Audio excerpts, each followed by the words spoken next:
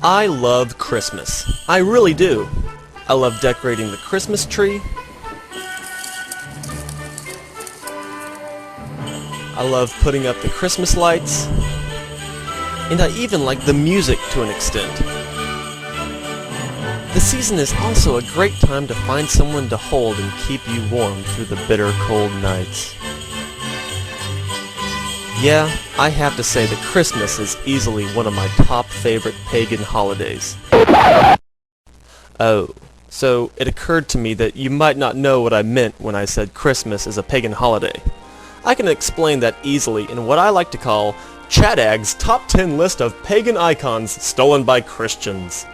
First, a term you need to be familiar with: winter solstice. This occurs every year at the time when the short days of the winter come to an end, and many pre-Christian gods were born and celebrated around this time. Alright, number 10, the Yule log. Now, I personally don't know anyone that burns a Yule log, but that doesn't matter. We keep Yule alive in our Christmas Yuletide carols. So what the hell is Yule? Well, Yule is the Scandinavian fertility god. This god would be worshipped by burning a phallic-looking log and giving up sacrifices, sometimes human sacrifices, into the fire. This leads directly into number 9, the 12 Days of Christmas. This ritual of burning the Yule log and sacrificing junk would last for 12 days during the winter solstice.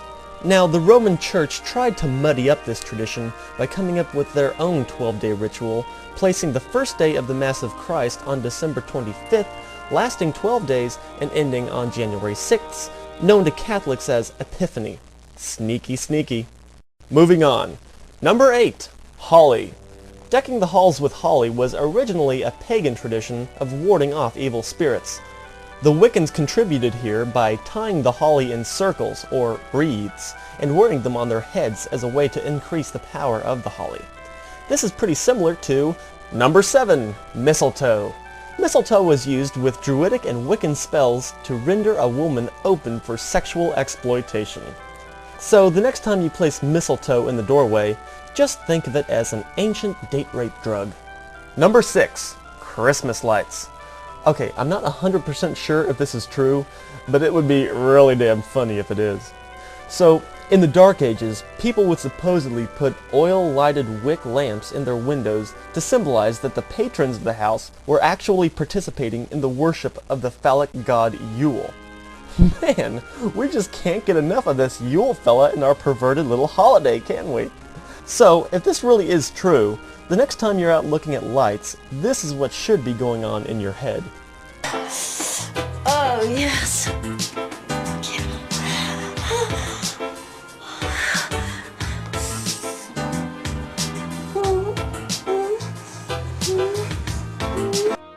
Okay, that's enough of that. On to number 5, gift giving. This deserves some explaining, since it can be argued that the Magi gave gifts, and that's where we get the idea from. Well, I'd like to first point out something. When was the last time you thought of the Magi while at the checkout line at Macy's? If you really wanted to relate material possessions to the teachings of Christ, you'd be better off giving away your possessions like Jesus requests, not making mad dashes to the mall. Okay, getting back. Gift giving is a key component to the whole Christmas celebration. The origin of this is actually in ancient Rome. During the winter solstice, there was a month-long celebration where all courts in Rome were closed and all crimes were allowed to be committed. Cross-dressing and orgies were pretty popular at this time. In 270 AD, the Roman Emperor Aurelian made the celebration official by setting aside a 7-day period from December 17th to the 24th for this celebration, culminating on December 25th as a day of giving gifts. There's more to this story, and it gets really juicy, but I'll get back to that. Let's move on to number 3, Santa. It pretty much goes like this. Scandinavian origin, Odin, pagan god of thunder. Odin travels the skies during the winter solstice, deciding who would die and who would live. Another element is the Turkish bishop named Nicholas, who supposedly caught the devil and made him his personal servant, or bitch, and got the name Knecht Ruprecht. As Nicholas traveled from house to house, Ruprecht would drop candy and gifts down the chimney. So this Ruprecht is actually Santa Claus, whose physical appearance got meshed with Odin and St. Nicholas. In short, the devil is Santa Claus. Number 2, The Christmas tree. The Christmas tree was super sacred for the pagans at the time of the winter solstice. They worshipped these trees, and the God of Abraham was smart enough to warn Christians against celebrating them. Pay attention, because this part is pretty ironic. In the book of Jeremiah, we can pretty clearly see where God weighs in on the issue. Thus saith the Lord, learn not the ways of the heathen, for the customs of the people are vain. For one cutteth a tree out of the forest. They deck it with silver and with gold. They fasten it with nails and hammers, that it move not. Be not afraid of them, for they cannot do evil, neither is it in them to do good. Except for that last line where God stupidly labels pagans as non-evil, no-good doers, he wants you to know that celebrating the Christmas tree is a vanity issue, celebrated by heathens. Boy, the Christians really fucked up on that one. And finally, the #1 pagan icon stolen by Christians is Mithras! If you're a Christian, there's a good chance you've never heard of Mithras. Funny thing is, you've known him your entire religious life. Not as Mithras, but as this dude, Jesus of Nazareth. Mithras was known by his followers as the light of the world and the good shepherd, and told his followers to practice ritual communion meals of bread and wine. Is it any coincidence that the religion of Mithras died out about the same time when Christianity was getting popular? Now let's bring it all home and tie this directly to Christmas. Remember earlier when I was describing the origins of gift-giving in Rome? Well, the whole reason why they were celebrating was because it was the birthday of Mithras. See, Mithras was supposedly born in a cave with shepherds in attendance on December 25th. Not precisely the Jesus story, but pretty damn close. Close enough for me to say, oh snap! You've been carrying on a tradition of celebrating the birth of the pagan god Mithras all these years. Let's recap. The Yule log, pagan. 12 Days of Christmas, pagan. Holly and mistletoe, pagan, Wiccan, and a pinch of druid. Christmas lights, pagan. Gift-giving, pagan.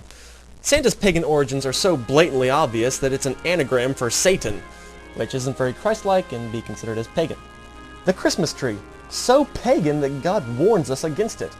And finally, Mithras/Jesus.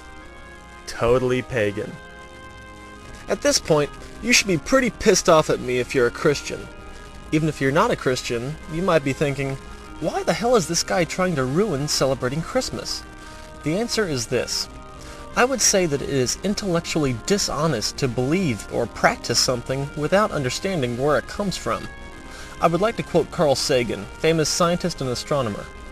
It is far better to grasp the universe as it really is than to persist in delusion, however satisfying and reassuring. So go ahead and celebrate Christmas. Give gifts to people you love. Admire the lights. But don't fool yourself into thinking you're practicing something inherently Christian. In closing, if you still have the audacity to tell me that I can't celebrate Christmas, you're an idiot.